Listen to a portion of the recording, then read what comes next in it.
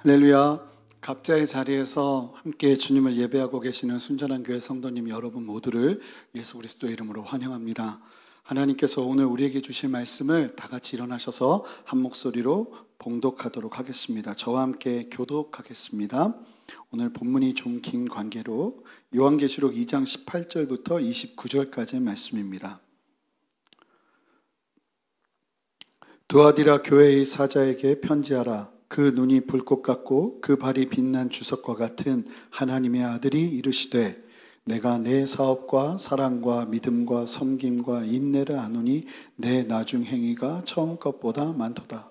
그러나 내게 책망할 일이 있노라. 자칭 선지자라 하는 여자 이세벨을 내가 용납함이니 그가 내 종들을 가르쳐 꿰어 회음하게 하고 우상의 제물을 먹게 하는도다. 또 내가 그에게 회개할 기회를 주었으되 자기의 음행을 회개하고자 하지 아니하는도다.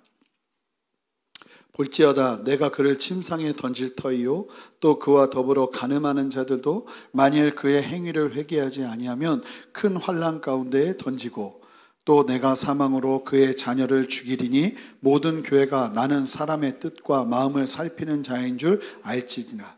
내가 너희 각 사람의 행위대로 갚아주리라. 두아디라에 남아있어 이 교훈을 받지 아니하고 소위 사탄의 깊은 것을 알지 못하는 너희에게 말하노니 다른 짐으로 너희에게 지울 것은 없노라. 다만 너희에게 있는 것을 내가 올 때까지 굳게 잡으라. 이기는 자와 끝까지 내 일을 지키는 그에게 만국을 다스리는 권세를 주리니 그가 철장을 가지고 그들을 다스려 질그릇 깨뜨리는 것과 같이 하리라. 나도 내 아버지께 받은 것이 그러하니라. 내가 또 그에게 새벽별을 주리라. 귀 있는 자는 성령이 교회들에게 하시는 말씀을 들을지어다. 아멘. 자리에 앉으시겠습니다. 지금 코로나 사태가 진정되지 않고 계속 어려움 가운데 있는 이유로 저희가 오늘까지 온라인 예배를 드리려 하였는데 이 온라인 예배를 2주 더 연기하도록 하였습니다.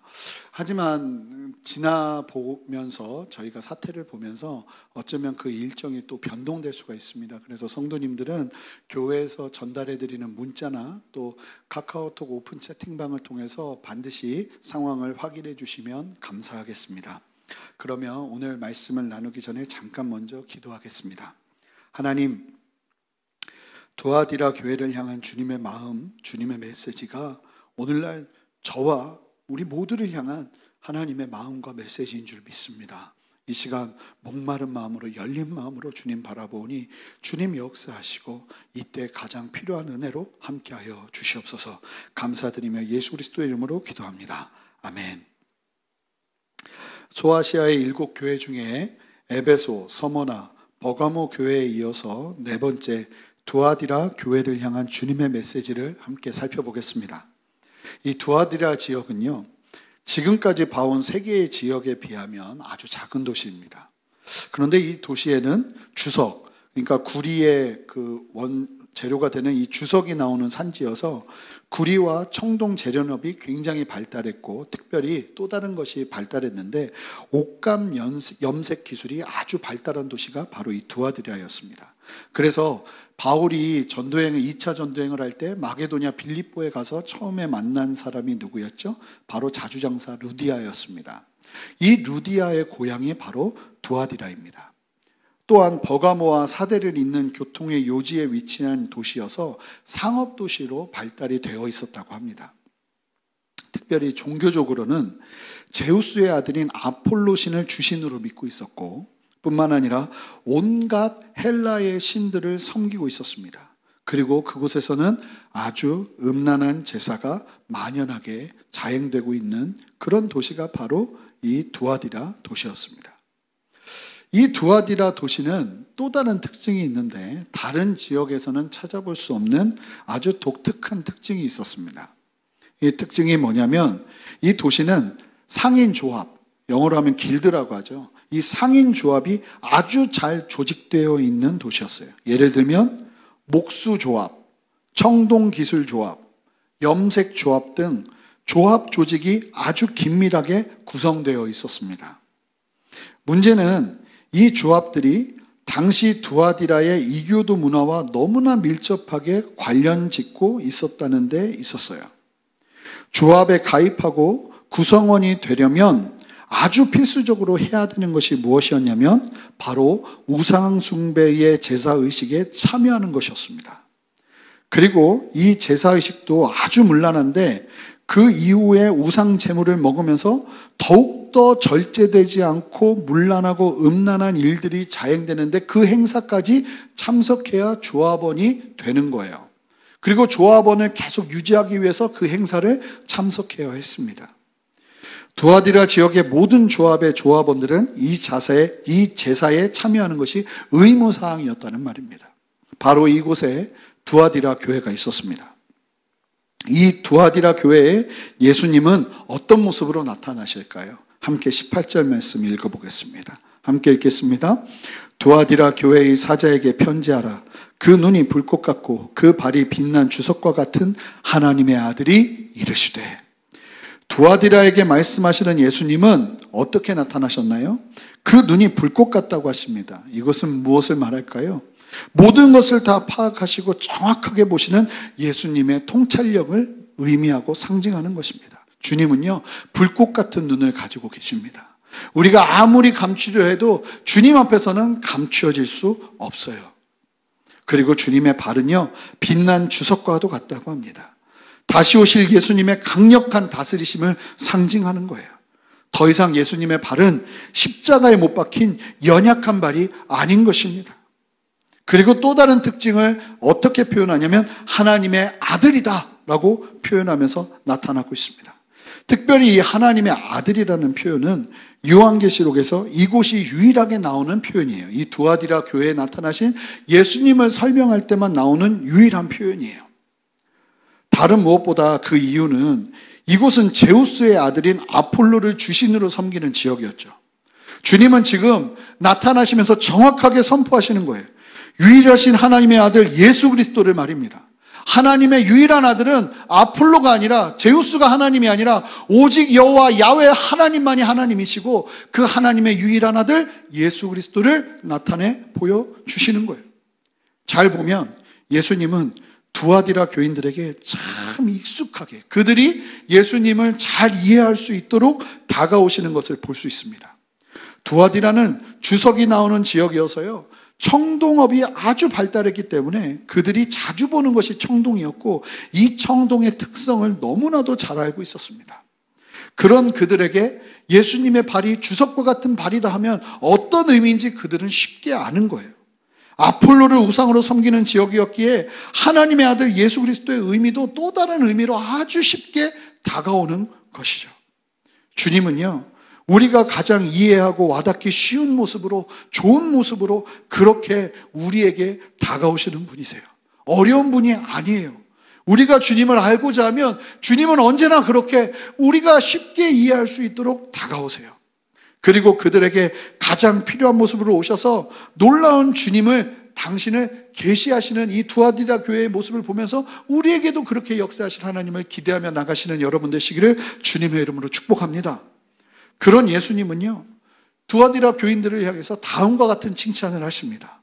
우리 함께 19절 말씀을 읽어보겠습니다. 읽겠습니다. 내가 내 사업과 사랑과 믿음과 섬김과 인내를 아노니 내 나중 행위가 처음 것보다 많도다. 여러분, 두아디라 교회는 소아시아의 7교회 중에 가장 작은 교회였고 그들이 겪고 있는 현실은 절대로 밝지 않았습니다. 그들은 예수 그리스도만을 유일한 구세주로 믿었기에 이방 제사에 참석하지 않기로 결정하기 시작했어요. 말이 제사지 너무나도 음란하고 정욕으로 가득 찬 시간이었습니다. 예수님만을 믿는 믿음으로 그들은 그 이방 제사를 함께 할 수가 없었어요. 그런데 문제는 그렇게 그들이 거부하면 자동적으로 소속되어 있는 조합에서 쫓겨나게 됩니다. 도시도 작은 도시였는데 조합에서 쫓겨나면 그들의 직장을 잃고도 너무나 어려운 상황에 놓이게 되는 거예요. 또 다른 직장을 찾기가 너무나 어려운 거예요. 그러니 그들의 고통이 얼마나 실제적이고 힘들고 어려운 것이었겠습니까? 다른 것이 아니라 예수 그리스도를 믿는 것 때문에 말입니다.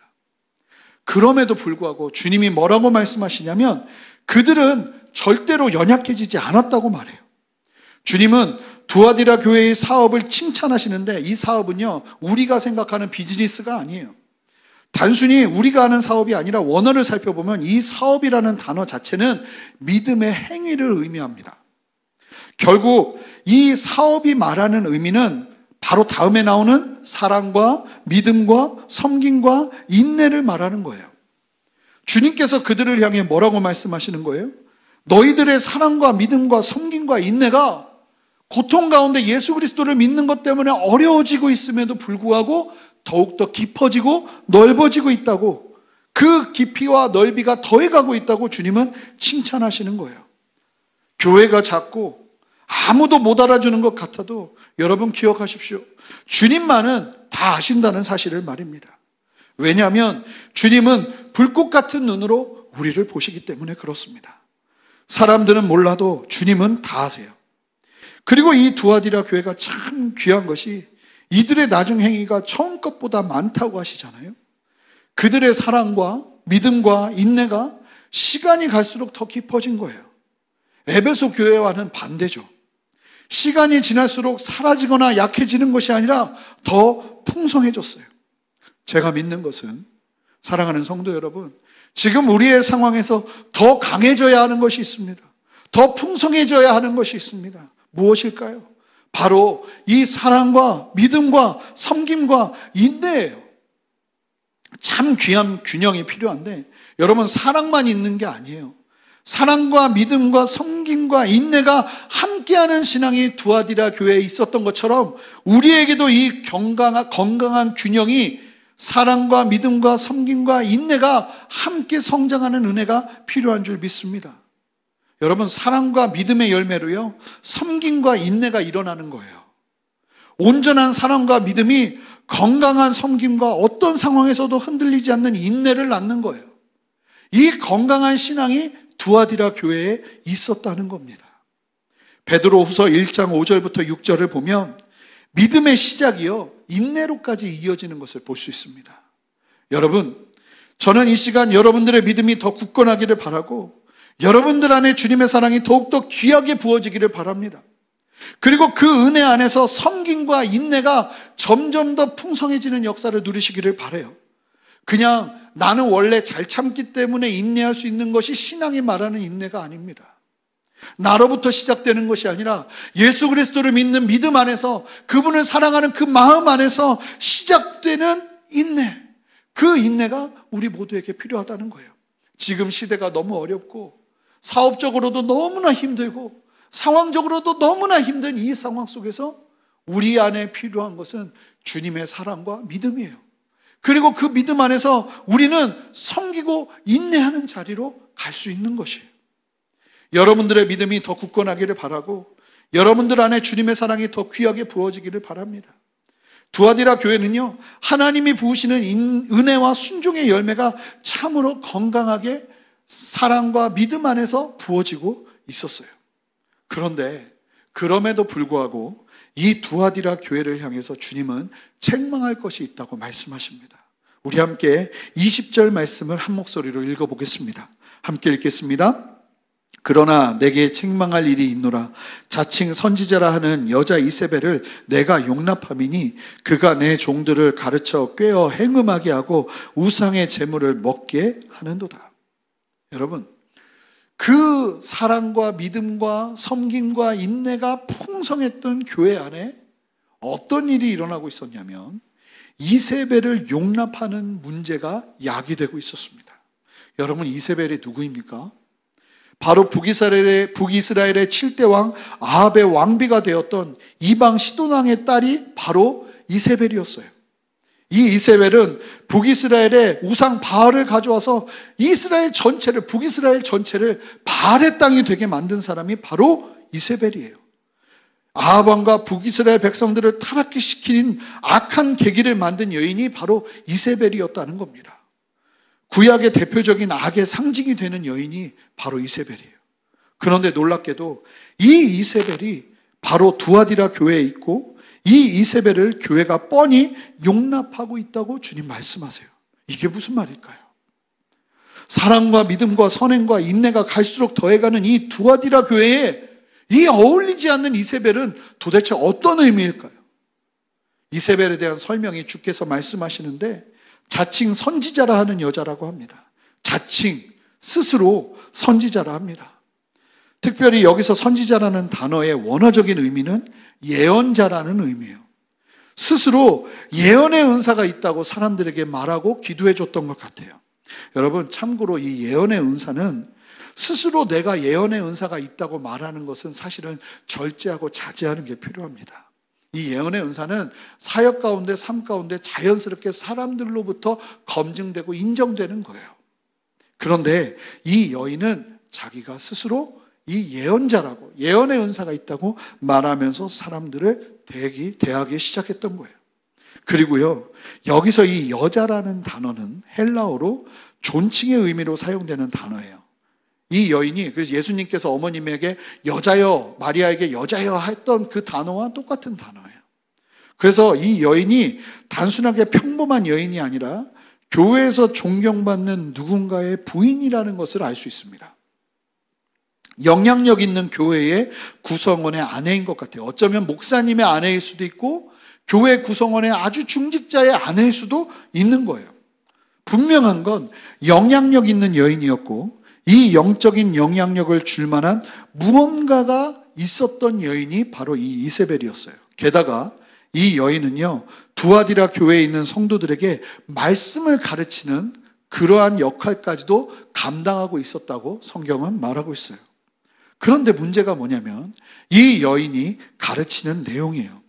여러분, 사람들을 깨어 행음하게 하고 우상의 제물을 먹게 했다고 하는데 이렇게 들으니까 이 여인이 마치 대놓고 악을 행하라고 가르친 것 같잖아요. 그런데 사실은 절대로 그런 게 아닙니다. 두아디라 교인들을 향해서 이세벨은 대놓고 죄 지으라고 가르친 게 아니란 말이에요.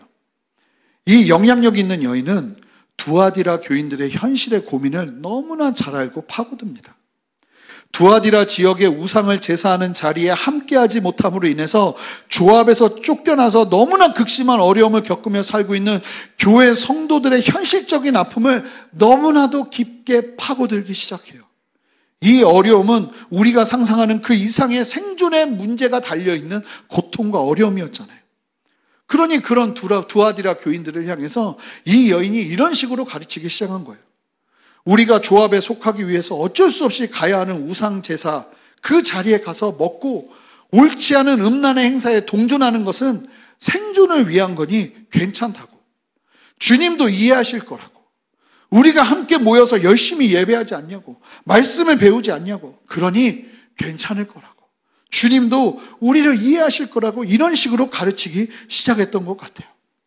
마치 버가모 교회가 니골라당의 교훈에 현혹된 것과 아주 유사하죠. 게다가 당시 세상의 강력한 세계관이 바로 영지주의였어요. 이 영지주의는 육과 영을 철저하게 분리합니다. 그리고 육은 항상 나빠요. 옳지 않아요. 그리고 영은 항상 깨끗하고 올바라요. 그렇게 생각하는 이 영지주의의 영향으로 교회들 안에 어떤 생각들이 많았냐면 우리의 영이 구원받으면 죄의 몸인 육이 하는 그 일은 어쩔 수 없다는 사상과 생각들이 교회에 퍼지고 있었어요. 아무래도 이 이세벨의 그런 이야기들을 함께 전하기 시작했던 것 같아요. 분명한 것은 이 여인의 가르침의 결과를 보면 정확하게 이 여인이 어떤 내용을 가르쳤을 거라는 지금 제가 말씀드린 내용의 이야기들이 추측될 수 있는 거예요. 당시 시대가 그처럼 악하고 음란했던 이유 중에 하나도요, 영지주의의 영향입니다. 사상, 세계관, 바로 철학이에요. 나중에 이제 언젠가 나눌 일이 있겠지만 우리 시대 가운데 있는 철학과 사상이 얼마나 중요한지 몰라요. 이 영지주의가 그 당시에 지중해 문화권에 있는 모든 나라들에게 흘러가기 시작하면서 많은 부작용이 일어났는데 그 중에 하나가 육적인 타락이에요. 그런 영향력들이 두아디라 교인들을 삼키고 있었던 거예요. 이 두아디라 교인들은 엄청난 갈등의 연속이었을 거예요. 그런데 갑자기 영향력 있는 교회의 영적 지도자인 예언의 은사가 있는 소위 선지자라 알려진 여인이 따뜻하게 자상하게 성경의 예를 들어가면서 세상과 타협하는 자리로 인도하니 수많은 사람들이 무장해제를 해버린 거예요. 이 이세벨이라는 여인이 대놓고 악을 가르친 게 아닙니다. 말씀을 가르치며 현실에 타협하는 자리로 안내해 준 것일 뿐이에요. 이스라엘의 멸망의 시기에 거짓 선지자들이 회개해야 할 심각한 상황임에도 불구하고 평안하다 평안하다를 외쳤던 것처럼 말입니다. 여러분, 우리가 이와 같은 유사한 일들을 얼마나 많이 만납니까?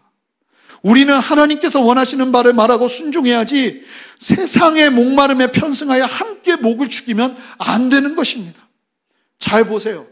죄가 얼마나 집요하고 위험한지요. 이 이세벨의 교훈에 넘어가 이방 제사에 아마 대부분은 이렇게 시작했을 거예요. 그래, 그냥 참석만 하자. 하지만 그렇게 참석하기 시작했던 교인들을 향한 성경, 예수 그리스도의 평가는 이미 행음과 우상숭배의 죄악에 깊이 빠져버렸다고 말씀하시잖아요. 여기서 우리가 아주 중요하게 봐야 할 것이 있습니다. 이 두아디라 교회의 교인들이 참 주님을 사랑해서 사랑과 믿음과 선행과 인내가 깊어지고 있었지만 그들 중에 많은 사람들 안에 이중성이 점점 자라기 시작했다는 거예요. 무슨 얘기냐면요. 여러분, 죄의 자리에 설 때 우리가 하나님을 미워하지 않습니다. 정말 주님을 너무나 사랑합니다. 예배하면서 눈물도 흘리고요. 진짜 그 마음이 거짓말이 아니에요. 주님을 정말로 사랑해요. 우리도 두아디라 교인들처럼 한쪽은 한없이 그럼에도 불구하고 무너질 수 있는 거예요. 우리가 죄 지을 때 보면 우리가 하나님을 미워하지 않아요. 하나님을 너무나 사랑하지만 어느 한 영역은 한없이 무너지는 일들이 이 두아디라 교인들처럼 일어날 수 있다는 거예요. 너무나 어울릴 수 없는 일들이 공존할 수 있다는 거예요. 이게 바로 우리들의 모습입니다. 어느 영역은 참 귀하게 주님 앞에서 성장하고 깊어지지만 어느 영역은 한없이 죄악 가운데 노출될 수 있다는 거예요. 어쩌면 우리의 모습, 지금 여러분들의 모습은 아닙니까? 지금 내가 주님을 사랑한다는 생각에 우리의 한 부분이 죄악에 노출되어 있는 것을 경계하지 않는다면 두아디라 교인들의 안타까운 지금의 모습과도 같은 모습을 우리도 취하게 되는, 우를 범하게 되는 거예요. 그러니 돌아보아야 합니다. 우리 스스로를 철저하게 돌아보아야 합니다. 함께 21절 말씀을 읽어보겠습니다. 함께 읽겠습니다. 또 내가 그에게 회개할 기회를 주었으되 자기의 음행을 회개하고자 하지 아니하는도다. 그럼에도 불구하고 너무나 감사한 것은 하나님께서 이세벨 같은 여인에게도 기회를 주고 계신다는 거예요. 어떤 기회일까요? 그렇습니다. 바로 회개할 기회입니다.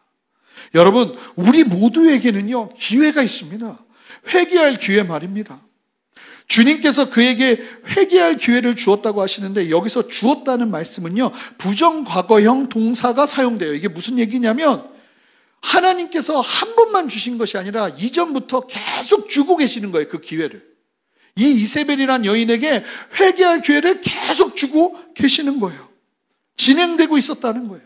여러분, 하나님은요, 우리에게 기회를 한 번만 주지 않으세요. 한 번 회개의 기회를 주시기 시작하면 그때부터 계속 우리를 기다리십니다.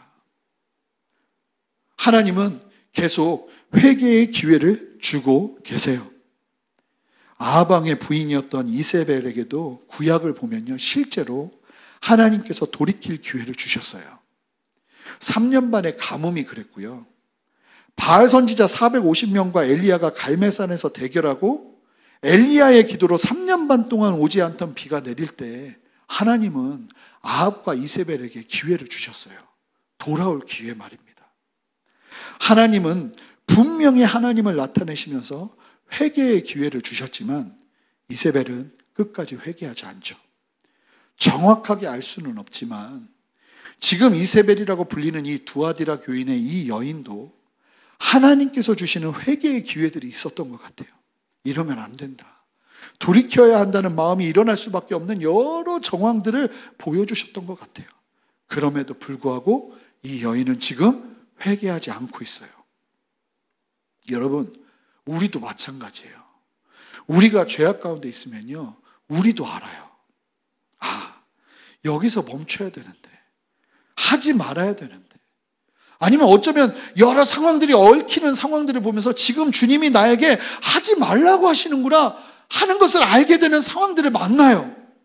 그게 뭐냐면 이 말씀대로 지금 주님께서 우리에게 기회를 주시는 거예요. 찬스를 주시는 거예요. 회개할 기회를 말입니다. 그런데 죄의 달콤함에 그 기회를 놓치는 경우가 얼마나 많은지요. 그런데 여러분 그거 아십니까? 회개의 기회는 영원한 무한한 것이 아니라는 겁니다.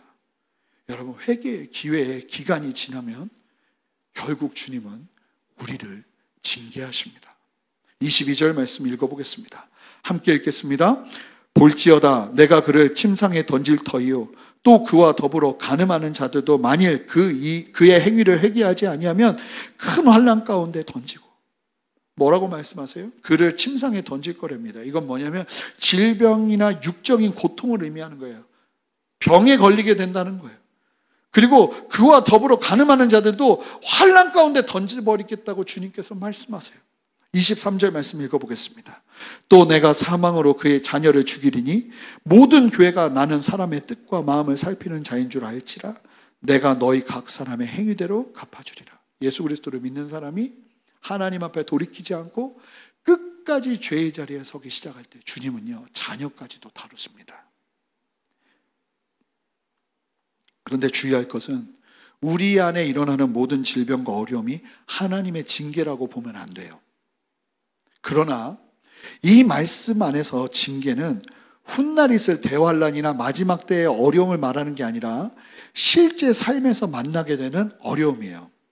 이런 징계가 이 땅에서 이 두아디라 교회의 교인들이 회개하지 않으면 실제로 있게 될 거라고 주님께서 말씀하신다는 거예요. 어떤 영역은 주님의 징계 가운데 내가 혼나고 있구나, 다름받고 있구나 하는 것을 느끼고 경험하는 때가 온다는 거예요.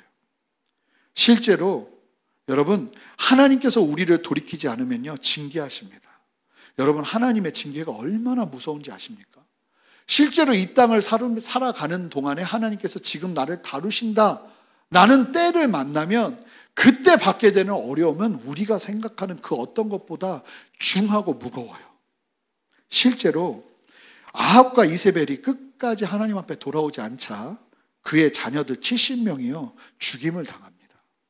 그리고 이세벨의 마지막이 얼마나 처참했는지 몰라요. 주님께서 말씀하시죠. 나는 사람의 뜻과 마음을 살피는 자인 줄 알라고. 이세벨로 불리는 여인은 사람들은 속일 수 있었는지 모르지만 예수님만은 속일 수 없었어요. 주님은 말씀하십니다. 내가 너희 각 사람의 행위대로 갚아주리라고.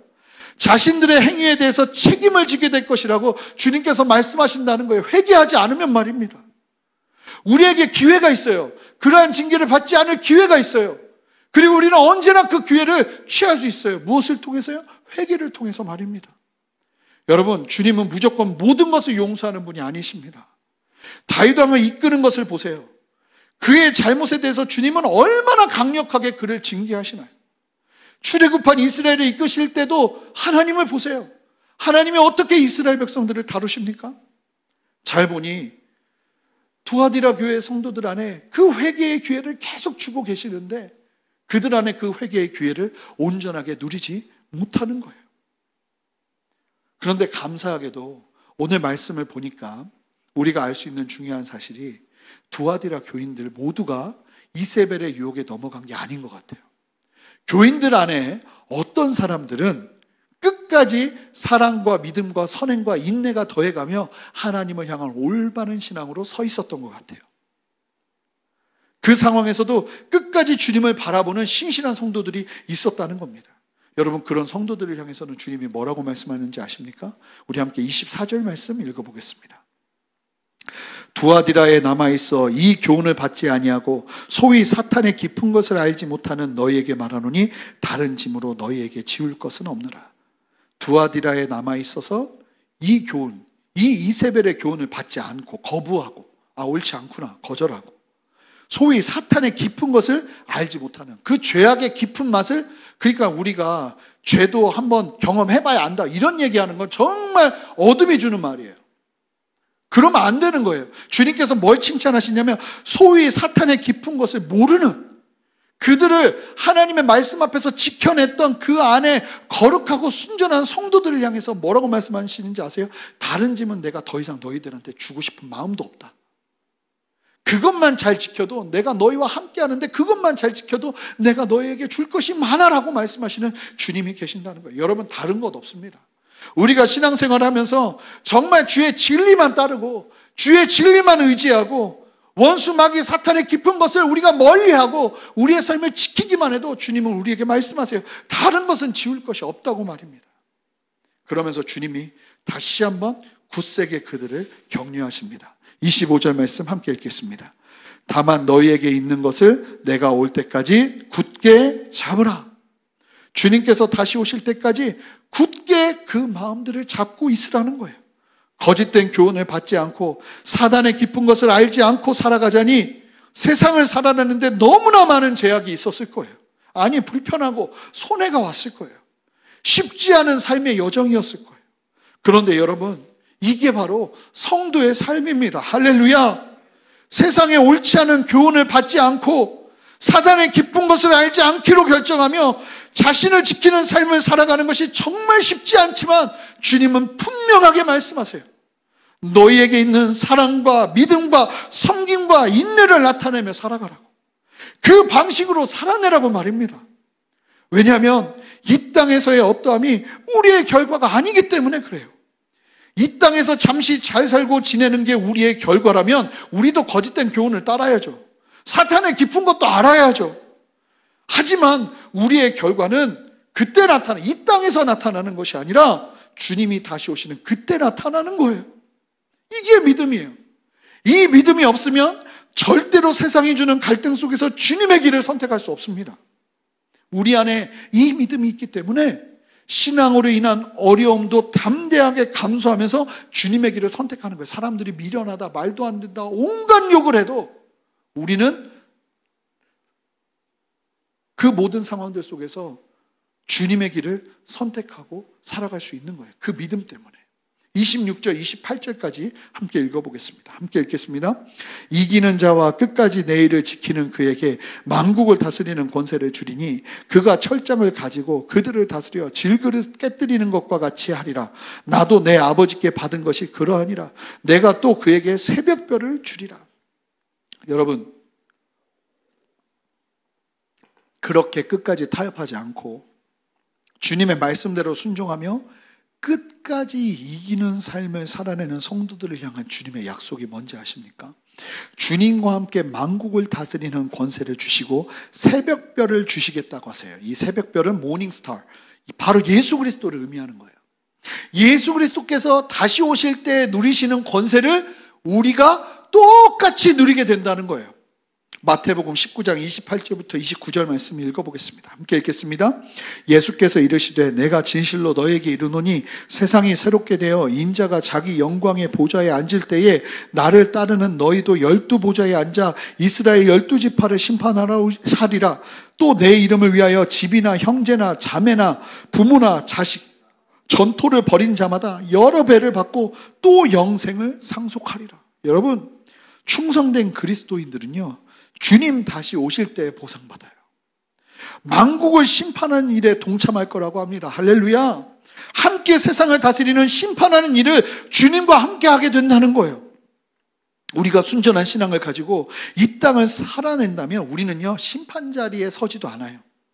심판하는 자리에서 주님과 함께 영광스러운 동행을 하게 되는 것이에요. 여러분, 심판받는 자리에 계시겠습니까? 심판하는 자리에 계시겠습니까? 분명한 우리의 선택은 심판하는 자리에 서는 거예요. 어떤 것도 참을 수 있고 어떤 것도 견딜 수 있는 이유가 바로 여기에 있는 것입니다. 주위 사람들의 이야기나 판단에 너무 귀 기울이지 마세요. 주님 앞에서 올바른 삶을 결정해야 하는 이유가 바로 여기 있는 거예요. 흔들리지 마시기 바랍니다.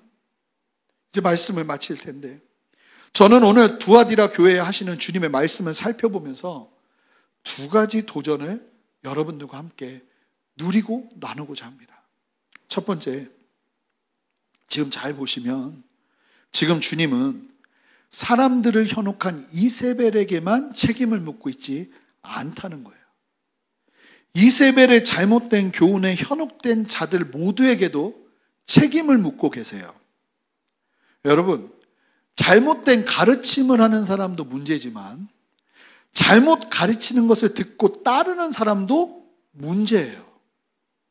이단이 우리를 깬다고 해서 이단만 잘못한 것이 아니고 그 게임에 넘어가잖아요. 그럼 그 자들도 책임이 있는 거예요. 하와가 뱀의 꼬임에 넘어가서 남편 아담에게 선악과를 먹도록 하였지만 주님은 죄의 책임을 모두에게 물으십니다.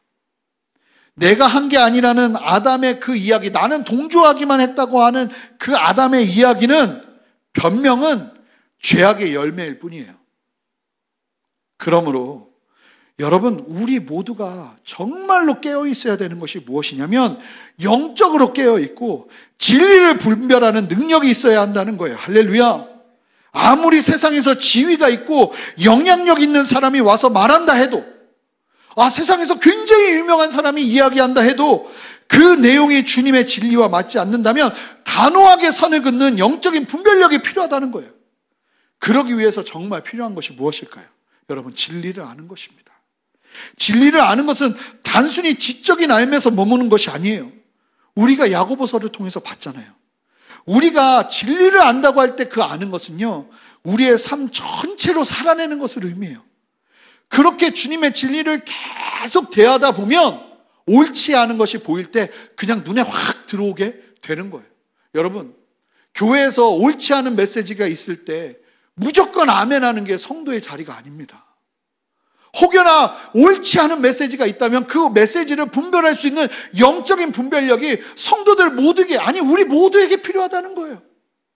아무리 한국교회의 큰 줄기같이 어떠한 메시지가 흘러간다 할지라도 그 메시지가 주님과 같지 않다면 우리는 담대하게 손에 들어서 하나님의 진리를 선택할 수 있는 영적인 분별력이 필요하다는 거예요. 저는 저와 여러분 모두가 이 영적인 분별력이 있으시기를 주님의 이름으로 축복합니다. 그래서 함께 말씀을 배워야 돼요. 말씀을 알아야 돼요. 그 말씀 앞에서 영적인 분별력을 가져야 해요. 이 분별력이 없으니까 신천지가 와가지고 말도 안 되는 진리로 사람들을 꼬드기니까 그 말을 듣고 따라가잖아요. 누구의 책임일까요? 따라간 그들에게도 책임이 있다는 거예요. 어쩌면 그들이 하나님의 말씀 앞에서 분별하지 못하도록 교회가 철저하게 교육하지 않은 그 부분까지도 주님은 책임을 물으실지 모르겠다는 생각이 들어요. 아니요, 그럴 수 없는 거예요. 말도 안 되는 이야기를 들으면 옳지 않다고 말할 수 있는 정확한 영적인 분별력이 우리 모두에게 필요한 것입니다. 여러분 자녀들에게도 마찬가지예요. 하나님의 말씀을 배워야 합니다. 하나님의 말씀을 알아야 합니다. 단순하게 듣는 데서 머무는 것이 아니라 그 말씀이 무엇을 말하는지 삶 속에서 묵상하면서 살아내야 해요. 그러기 시작할 때, 그렇게 살다 보면요, 옳지 않은 건 바로 들려요. 바로 보여요. 뭔가 문제가 있구나 하는 게 바로 보이는 거예요. 제가 예전에 저희 아는 분께서 너무나 성장하는 교회라고 꼭 가보라고 제가 유학 중에 있을 때, 그래서 한국에 잠깐 들어왔을 때 그 교회를 갔어요. 예배를 드리는데 너무너무 이상한 거예요. 무언가 문제가 있는 거예요. 사람들은 다 은혜 받고 아멘이라고 말하지만 저는 문제가 있다고 생각했어요. 그리고 말씀드렸어요. 뭔가 메시지와 이 교회의 분위기와 예배 드리는 모습 안에 문제가 있습니다. 그런데 아니나 다를까 이단 시비가 일어나기 시작하면서 굉장히 어려움이 오더라고요. 그런 영적인 분별력이 우리 안에 있어야 된다는 거예요. 지금 옳지 않은 게 선포되고 있구나. 분별할 수 있는 마음이 있어야 된다는 거예요. 두아디라 교회 안에 그렇게 분별하는 자들이 있었어요.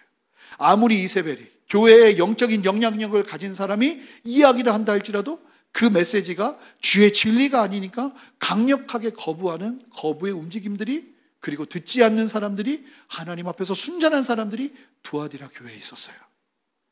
저와 여러분 모두가 그 남겨진 자들이기를 소망합니다. 주님의 진리 안에서. 두 번째, 우리가 알아야 될 중요한 메시지는 주님은 회개할 기회를 주신다는 거예요. 여러분, 분명한 기회의 때가 있고, 그리고 그 때가 지나면 돌이킬 수 없는 심판의 때가 찾아옵니다. 여러분 어떻게 보십니까? 지금 일어나는 코로나 사태는 아무리 봐도요, 저는 심판이 아니라고 생각해요. 왜냐하면 하나님은 이 정도로 심판하지 않으세요. 치사율도 아주 적고요. 코로나 자체의 위험보다는 전염성의 특징을 가진 이 질병의 파급력에 지금 흔들리고 있는 거잖아요. 여러분, 성경에 나오는 하나님의 징계를 보면요, 훨씬 혹독합니다. 뭘까요? 지금 이 상황은 어떤 하나님의 메시지일까요? 제가 믿기로는 지금의 상황은 하나님께서 우리에게 기회를 주고 계시는 상황이라고 저는 믿어요. 지금 나라적으로, 교회적으로, 개인적으로 하나님은 기회를 주고 계시는 것이에요. 어떠한 기회입니까? 바로 회개할 기회입니다. 이세벨의 논리에 이 땅 잠깐의 이익에 어두워 타협하며 살아낸 우리와 이 땅의 교회들과 이 나라를 향한 하나님의 기회라는 거예요. 그 기회의 시간이 우리에게 주어지고 있는 것이 아닐까요? 이때 우리가 목숨 걸고 해야 될 것이 무엇이겠습니까? 우리의 삶을 돌아보고 옳지 않았던 우리들의 삶의 모습들을 철저하게 회개하고 완전히 돌아서는, 하나님 앞에 엎드리고 우리의 죄의 자리에서 돌이키는 시간이 필요해요. 이세벨처럼 악한 자들에게도 지금 주님은 기회를 주시잖아요. 예수님의 사랑은 그만큼 크고 그만큼 위대한 것이에요.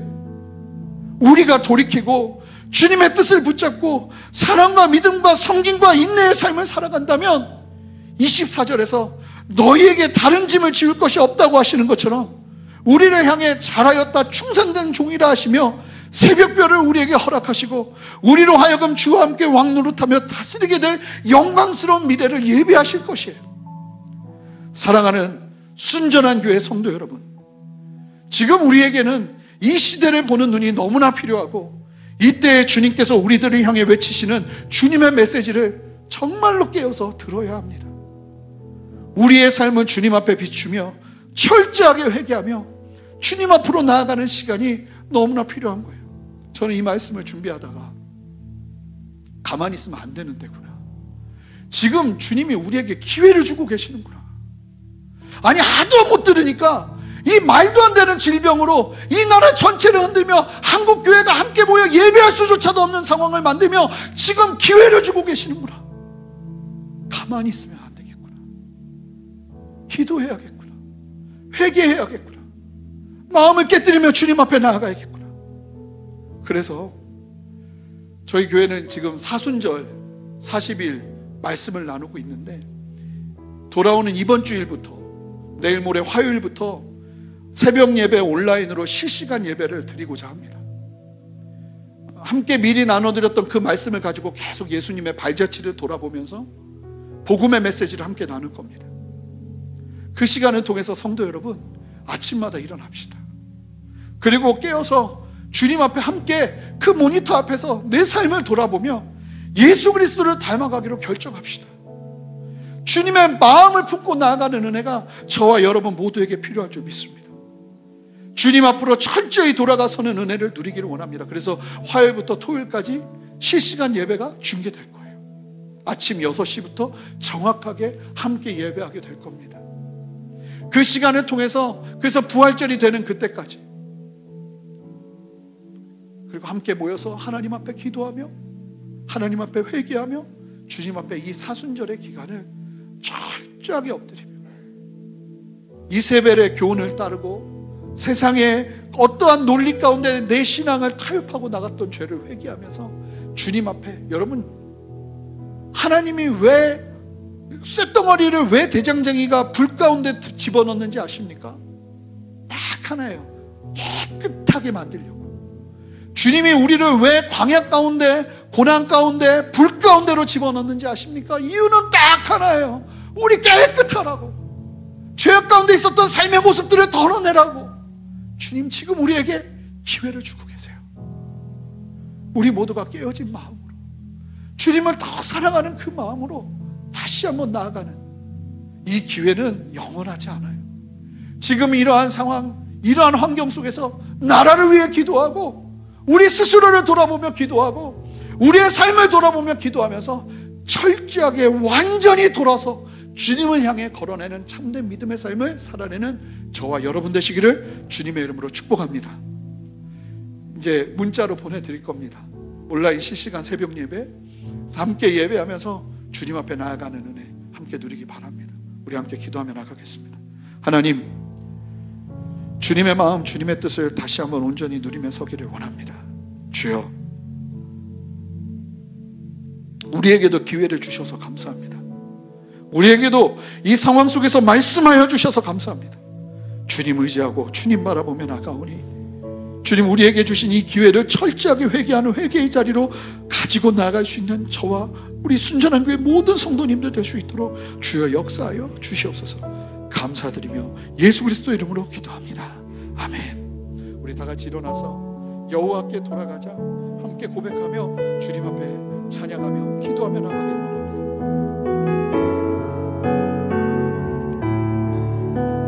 함께 고백합니다. 내 백성이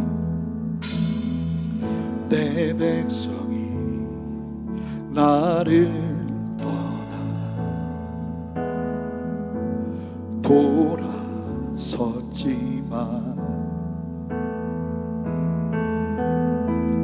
내 사랑이 내 백성을 포기 못하니 내 모든 것 내어주고 나 그들을 얻으리라. 여호와께 돌아가자. 우린 돌아서도 그는 변치 않네. 여호와께 돌아가자. 우린 넘어져도 그 사랑 영원하네.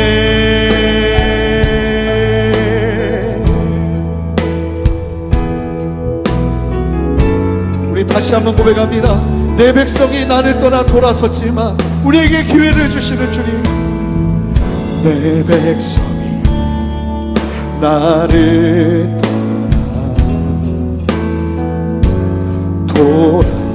돌아섰지만 주님은 우리에게 내 사랑이 내 백성을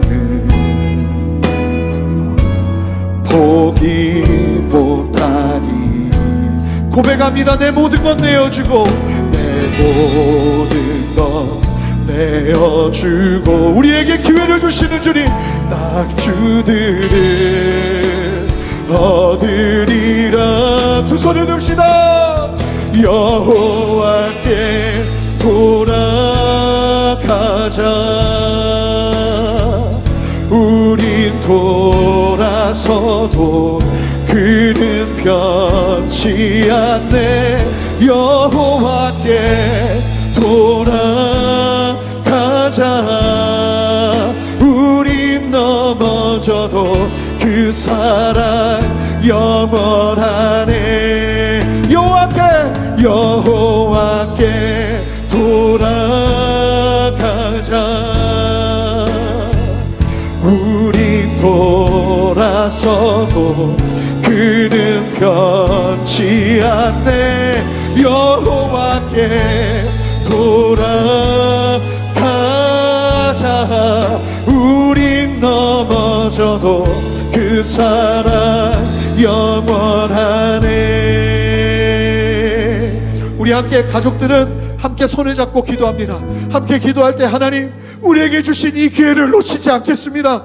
지금 이 시대 가운데 말씀하시는 주님의 외침을 귀를 열어 듣겠습니다. 하나님, 우리를 용서하여 주시옵소서. 우리 안에 아버지 이 세면의 교훈을 따른 죄를 용서하여 주시옵소서. 세상 가운데 편승한 죄를 용서하여 주시옵소서. 주의 진리를 따라 끝까지 순종하기를 원하오니 주님 새롭게 하여 주시옵소서. 회개하며 나가는 우리 가정 되기를 원합니다. 주의 말씀보다 우선된 우리의 가정이 회개하기를 원합니다. 우리의 삶이 회개하기를 원합니다. 주님의 이름 한번 크게 부르며 기도합니다. 주여, 주님 말씀하시옵소서. 주님이 역사하여 주시옵소서. 주님의 진리와 주님의 말씀을 따라 끝까지 순종하며 나가기를 원합니다. 주님, 우리에게 말씀하시는 주님의 진리로 아버지 우리를 새롭게 하여 주시옵소서. 주님, 우리에게 주신 기회, 우리에게 주신 기회 아버지를 놓치지 않겠습니다. 하나님, 우리를 새롭게 하여 주십시오. 우리의 마음을 새롭게 하여 주십시오.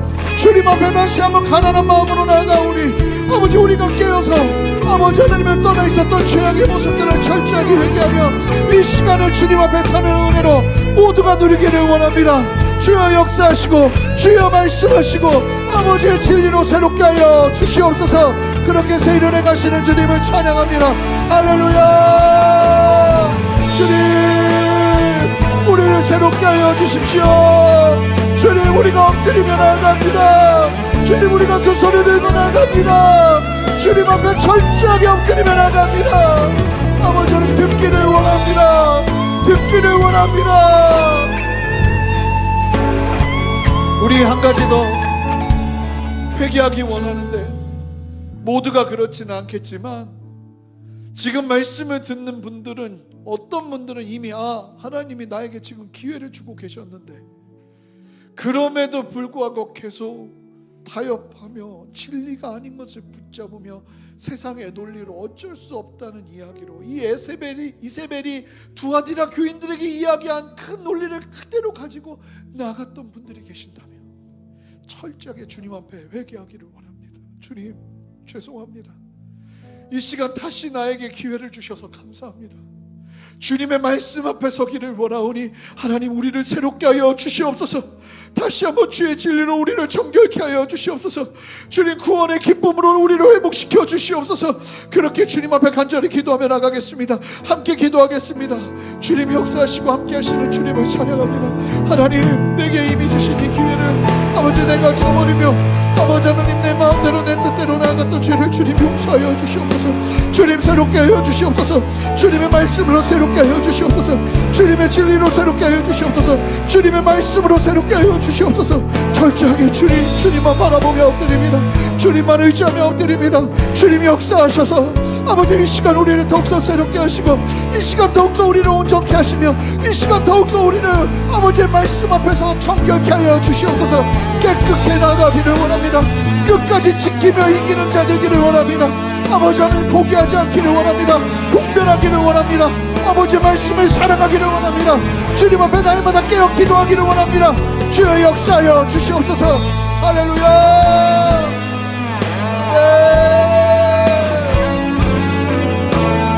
아멘. 주님 역사하시옵소서. 아멘. 주님 역사하시옵소서. 말씀하시옵소서. 주님, 우리에게 새 일을 행하여 주시옵소서. 주님만 바라보니 주님 역사하시고 함께하시고 주의 말씀을 대할 수 있는 용기와 주의 말씀 앞에 엎드리는 참된 엎드리는 삶이 우리 안에 회복되게 하여 주시옵소서.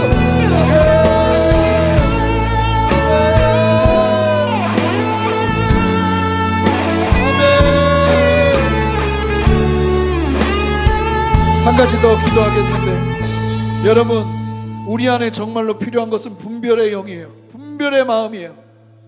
진리를 분별하는 것 뿐만 아니라 이 시대 속에서 온갖 정보의 홍수들 속에서 하나님께서 원하시는 것과 원하시지 않는 것을 분별하는 것, 진리가 아님에도 불구하고 사람들이 다 그렇다 하기 때문에 나도 모르게 따라갔던 것 철저하게 구분하면서 하나님의 진리 안에서는 참된 영적인 분별력이 필요해요. 우리 이 시간 주님 앞에 기도하기 원하는 것은, 하나님, 내가 이 분별력을 갖기를 원합니다. 주님 앞에 기도할 뿐만 아니라 이제 시간을 정하고 주님의 말씀을 대하겠습니다. 주님의 진리의 말씀을 붙잡겠습니다. 하나님의 말씀만이 나를 살리는 길인 줄 믿사오니 주의 말씀을 의지하는 삶 살겠습니다. 주님, 새롭게 하여 주시옵소서. 주의 진리로 우리를 다스려 주시옵소서. 주의 진리로 영분별의 마음을 더하여 주시옵소서. 진리 안에 서게 하여 주시옵소서. 그렇게 우리 주님 앞에 결단하며 기도하며 나가겠습니다. 함께 기도하겠습니다. 주여, 주님 우리 안에 다시 한번 주의 진리로 우리를 새롭게 하여 주시기를 원합니다. 세상의 메시지들, 세상의 정보의 호수들 속에서도 아버지 하나님의 진리와 주의 진리로부터 오지 않은 것들을 철저하게 바라보며 아버지 하나님의 진리 안에서 우리를 깨뜨리며 주님 앞에 서는 은혜를 우리 모두가 누리기를 원합니다. 주여 역사하여 주시옵소서. 이 순전한 교회 안에 주의 진리로 다스려 주시옵소서. 성도들 한 사람 한 사람의 마음 가운데 아버지의 진리로 새롭게 하여 주시옵소서. 그렇게 세일을 행하시는 주님을 찬양합니다. 할렐루야. 여호와께 돌아가자. 우리 돌아서도 그는 변치 않네. 여호와께 돌아가자. 우린 넘어져도 그 사랑, 그 주님 앞으로 두 손을 들고 나갑니다. 여호와께 돌아가자. 우리 돌아서도 그는 변치 않네. 여호와께 돌아가자.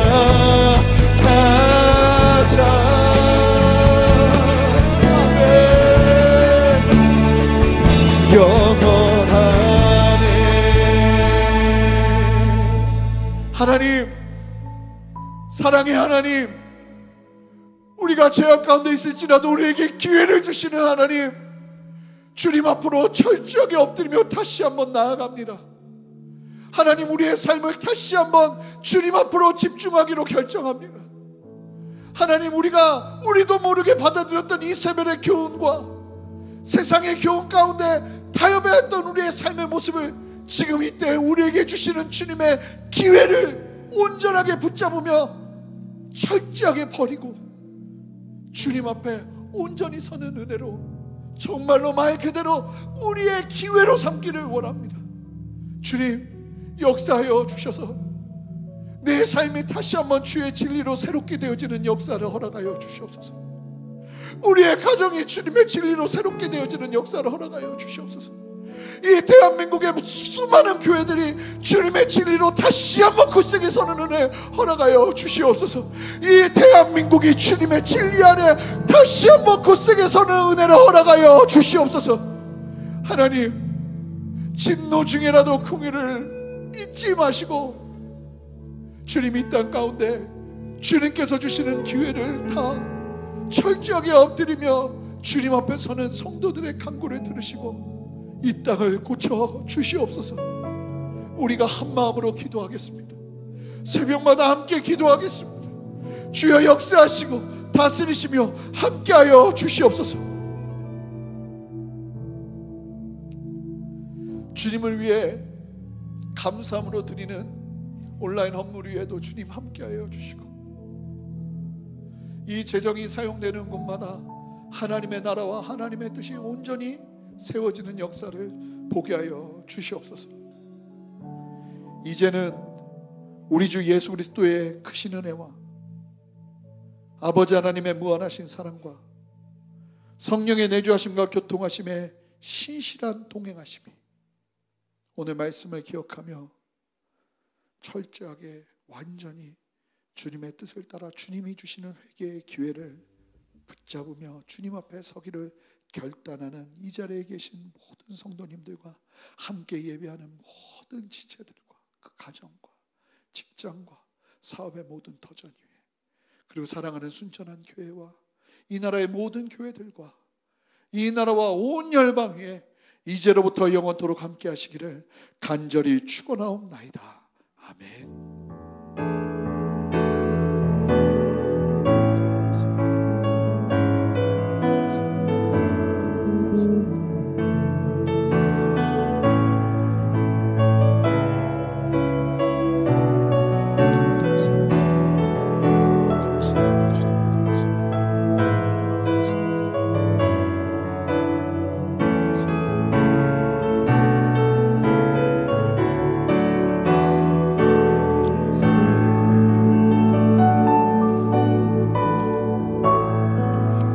할렐루야. 우리의 예배 가운데 영광 받으시는 주님께 우리 큰 박수로 영광 돌려드리겠습니다. 아멘. 아멘. 순전한 교회 주일 예배를 마쳤습니다. 한 주도 믿음 안에서 건강하게 승리하시기 바랍니다.